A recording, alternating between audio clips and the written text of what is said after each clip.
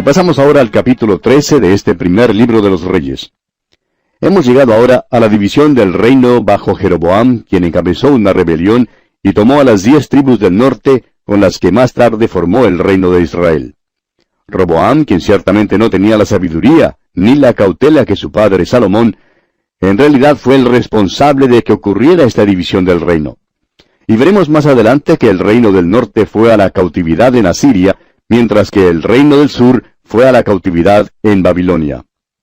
Ahora puede ser que haya algo de confusión al estudiar esta sección y al leer acerca de un rey tras otro rey. Uno se pregunta si este es un rey del reino del norte o del reino del sur, o si era un rey bueno o un rey malo. Pero la tabla cronológica de los reyes, que como ya mencionamos está incluida en las notas y bosquejos que enviamos a nuestros oyentes, le dará esta información.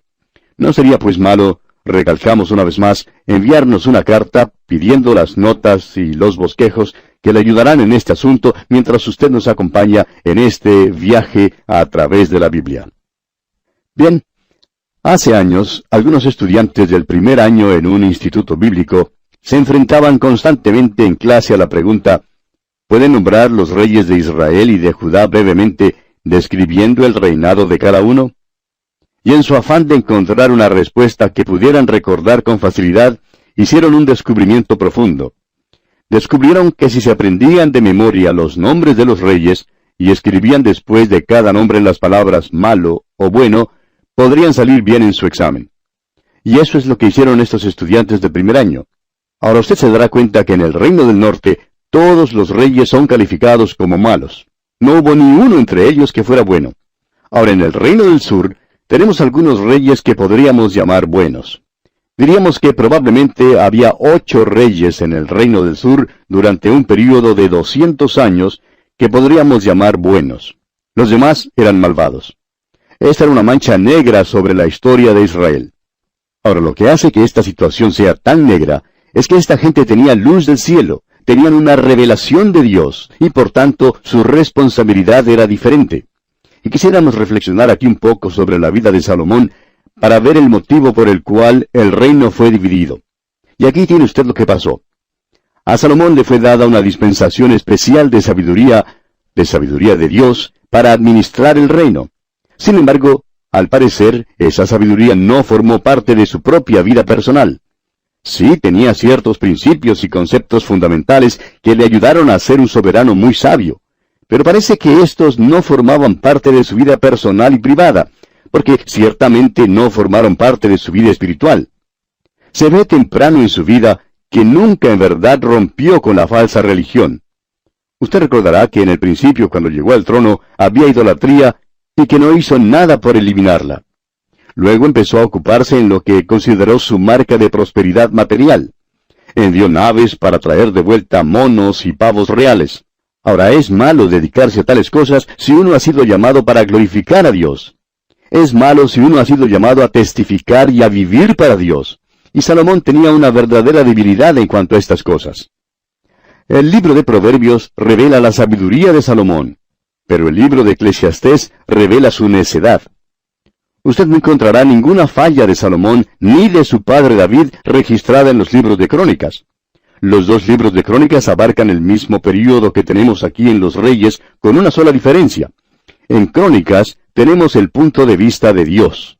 Dios perdonó a David, y cuando Dios lo perdonó, deshizo como una nube sus pecados. Desde el punto de vista de Dios, el pecado perdonado es olvidado y considerado borrado. Por eso no se menciona en los libros de Crónicas. Pero Dios lo puso en los libros de los Reyes para que lo vean los hombres. Dios perdonó a Salomón su falla y asimismo su pecado, y por eso no se registra en Crónicas. Ahora en Reyes vemos la debilidad de Salomón. Empezó aumentando el número de sus mujeres y Dios nunca ha aprobado la poligamia. Se enojó vivamente contra Salomón por este pecado. Lo interesante es que la inmoralidad y la falsa religión siempre van juntas. Juan lo expresó claramente para los cristianos cuando dijo allá en su primera carta, capítulo 1, versículo 6, «Si decimos que tenemos comunión con Él, y andamos en tinieblas, mentimos, y no practicamos la verdad». No se engañe, hermano que nos escucha. No se puede vivir en pecado y a la vez servir a Dios y tener comunión con Él. Es posible quizá engañar a todos en su derredor. Desafortunadamente hay hermanos hoy en día que viven en el pecado, quienes se portan como si estuvieran sirviendo al Señor. Nunca nos ha sido posible comprender cómo piensan que están engañando a Dios. Dios, amigo oyente, no puede ser burlado ni engañado. Ciertamente tales personas no tienen comunión con Él. Probablemente hay dos hombres en las Escrituras que tuvieron grandes posibilidades y oportunidades como pocos otros las hayan tenido. Uno fue Sansón y el otro Salomón. Pero ambos fallaron a Dios. Se trata de una cosa muy trágica. Allá en el libro de Eclesiastés capítulo 2 versículo 17, Salomón dijo: «Aborrecí por tanto la vida, porque la obra que se hace debajo del sol me era fastidiosa, por cuanto todo es vanidad y aflicción de espíritu». La gloria de Salomón fue una gloria momentánea. Ahora en el Evangelio según San Mateo capítulo 6 versículos 28 al 30, el Señor Jesucristo mismo dijo esto. Escuche usted: «Y por el vestido, ¿por qué os afanáis? Considerad los lirios del campo, cómo crecen, no trabajan ni hilan, pero os digo que ni aun Salomón, con toda su gloria, se vistió así como uno de ellos.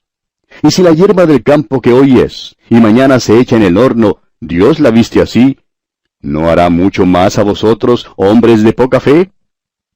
Sentimos como si debiéramos predicar el sermón del servicio fúnebre de Salomón ahora mismo, porque estamos viendo una división del reino, una división que había sido ocasionada por el pecado de este hombre. Vamos a considerar ahora la profecía contra el falso altar de Jeroboam y el juicio contra Jeroboam. Tenemos aquí que a Jeroboam, quien llegó al trono en el reino del norte, le fue dada la oportunidad de verdaderamente servir a Dios. La dificultad era que tenía miedo que las tribus norteñas fueran a Jerusalén para adorar. Si lo hacían, pensaba él, podría resultar en la unificación del reino, y él quería mantener separadas a estas 10 tribus de las otras. De modo que Jeroboam mandó a fundir 2 becerros para la adoración, a fin de que no subieran más a Jerusalén para adorar. Comencemos pues leyendo los primeros 2 versículos de este capítulo 13 del primer libro de los Reyes. He aquí que un varón de Dios, por palabra de Jehová, vino de Judá a Betel, y estando Jeroboam junto al altar para quemar incienso, aquel clamó contra el altar por palabra de Jehová y dijo: «Altar, altar, así ha dicho Jehová, he aquí que a la casa de David nacerá un hijo llamado Josías, el cual sacrificará sobre ti a los sacerdotes de los lugares altos, que queman sobre ti incienso, y sobre ti quemarán huesos de hombres». Permítanos, amigo oyente, pausar un momento aquí. Es interesante notar cuándo reinó Josías. Reinó unos 300 años después, pero el profeta de Dios lo señala ahora, llamándolo por su nombre, mucho antes que naciera. Josías fue un buen rey y reinó durante 40 años. Joel fue el profeta durante su reinado. Josías fue el impulsor de uno de los 5 grandes reavivamientos que tuvieron lugar durante este período de los reyes. Estaremos hablando más acerca de esos reavivamientos cuando lleguemos en nuestro estudio a los libros de Crónicas. Estos reavivamientos no se mencionan aquí en los libros de los Reyes, sino solamente en Crónicas, los libros que presentan el punto de vista de Dios, y el reavivamiento siempre es desde el punto de vista de Dios. Pues bien, este profeta de Dios profetizó contra un altar. Dijo que Dios iba a levantar a un varón que destruiría estos altares, y Josías sería ese varón que cumpliría esta profecía.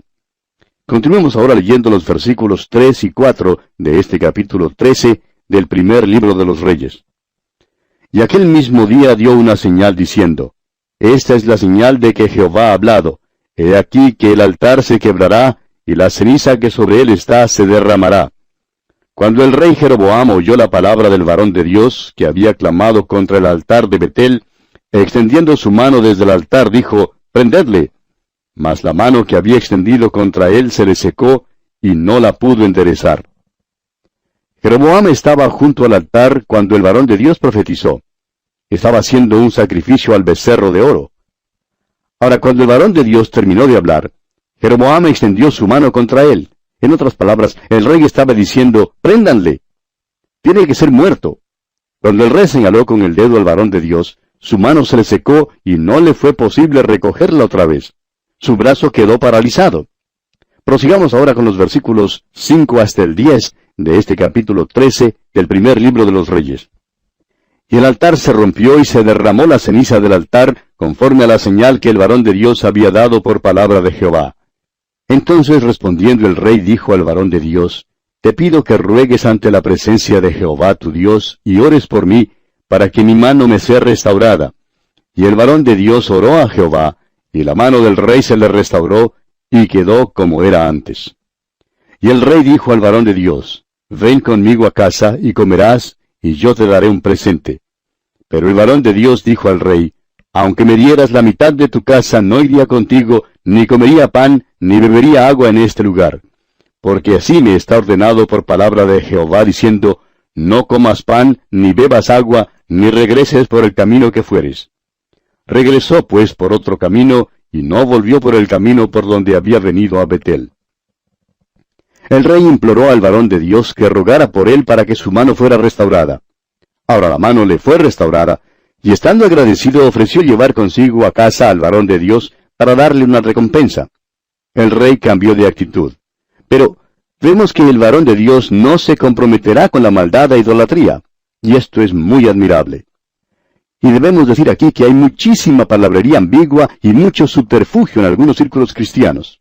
Hemos visto que hay muchos que están dispuestos a comprometer su testimonio hoy en día en algunos círculos cristianos. Ahora, no queremos decir que debamos ponernos mal encarados y avinagrados, ni que debamos dejar de hablar con ciertos individuos o de tener comunión con ellos. Eso no viene al caso. Lo que necesitamos, amigo oyente, es una declaración bien definida en cuanto al resistir la maldad. Estos son días malos en los que estamos viviendo. Eran días malos durante los tiempos de Jeroboam, y el profeta no estaba dispuesto a quedarse y almorzar con el rey. De modo que el varón de Dios volvió y continuó su camino, e hizo bien en hacer eso. Pero vemos que este profeta era también muy humano, como lo revela el relato de su trágico fin que encontramos aquí en los versículos 11 al 32 de este capítulo 13 del primer libro de los Reyes. Moraba entonces en Betel un viejo profeta, al cual vino su hijo y le contó todo lo que el varón de Dios había hecho aquel día en Betel. Le contaron también a su padre las palabras que había hablado al rey. Y su padre les dijo, ¿por qué camino se fue? Y sus hijos le mostraron el camino por donde había regresado el varón de Dios que había venido a Judá. Y él dijo a sus hijos, Ensilladme el asno. Y ellos le ensillaron el asno, y él lo montó. Y yendo tras el varón de Dios, le halló sentado debajo de una encina y le dijo, ¿Eres tú el varón de Dios que vino de Judá? Él dijo, Yo soy. Entonces le dijo, Ven conmigo a casa y come pan.